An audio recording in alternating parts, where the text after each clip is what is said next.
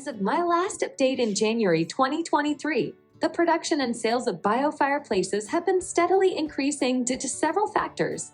With increasing awareness of environmental issues, consumers are seeking alternatives to traditional fireplaces that are more environmentally friendly. Biofireplaces, which use bioethanol as fuel, emit fewer pollutants compared to wood-burning fireplaces. As urbanization continues and living spaces become smaller, traditional fireplaces become less practical. Biofireplaces offer a solution as they don't require a chimney and can be easily installed in various indoor and outdoor settings, making them suitable for apartments and compact homes. Biofireplaces are appreciated for their modern and sleek designs, adding a stylish touch to interior decor.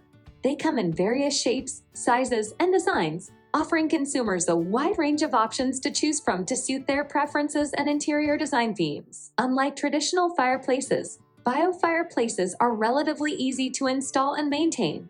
They don't require a flue or chimney, and some models can even be portable, allowing users to move them around as needed.